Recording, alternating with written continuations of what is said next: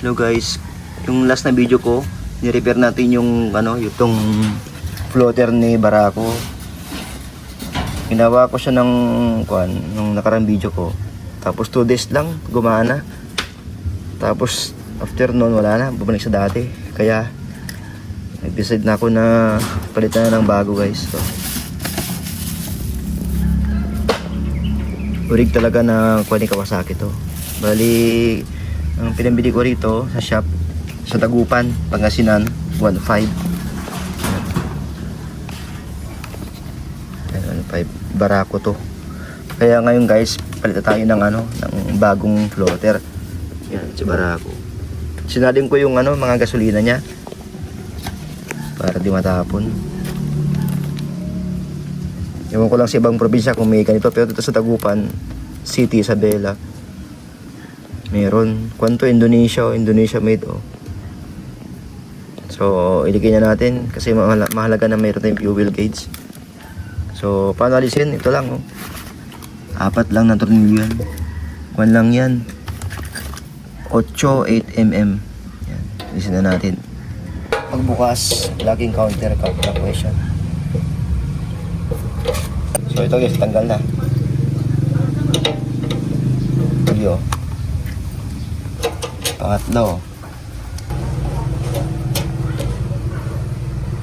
Hindi kayo malito kasi mayroon nakalagay na word na front. Front. Ganun din sa bago. Yan, front.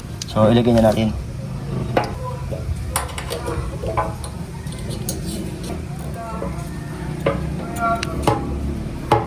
Yung guys, so yan. Ito yung nirepair natin nakaraan. Yung umangat na naman siya umangat naman talaga siya.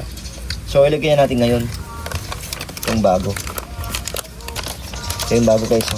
Kawasaki talaga yan. Talagang urig yan.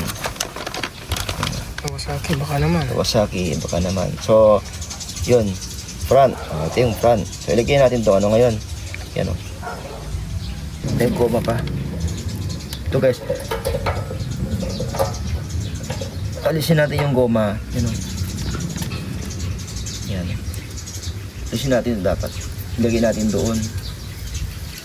Kasi pag di mo nilagay ito, nakalimutan mo ilagay, maglilik yung gasolina. Yan. Sakto diba? Sinadta lang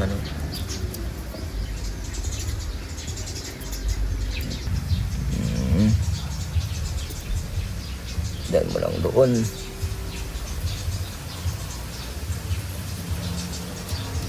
Yun. Tapos dito. Ilagay na natin ngayon to.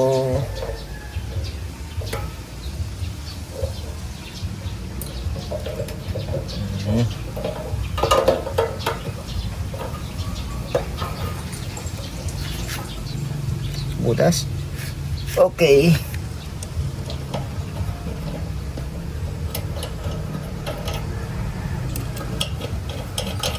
Play pause.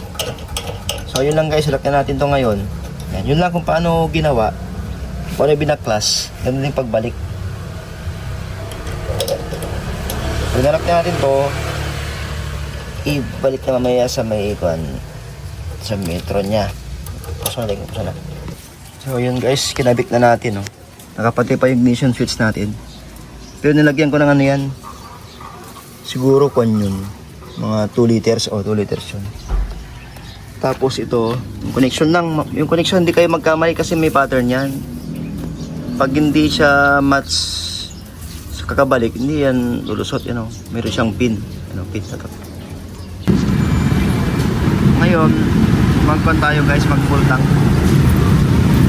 Magkano abutin ulit ni Barako. Ang wala ngayon ay ang Premium 84 San Carlos City, Pangasinan, sa Sentrum, Sentrum. Price is 84 pesos. Yan. Yun guys, nagkarga na tayo 9 liters kasi kanina sa reserve niya yung nilis namin sa tangke 2 liters yun. Ngayon, tingnan natin kung angat. Yaran! Ayun, maangat guys. So, sulit ang paggawa natin. Okay. Pero, check natin hanggang sa bahay ng ilang kilometro kung hindi pa siya babalik sa dati o talagang naka-intact na yan. So, mamaya guys. So, yun guys, hindi na siya nagloko, talagang okay na yung ating fuel gauge. Yun lang yung paraan kung paano mapalit na floater ni Barako.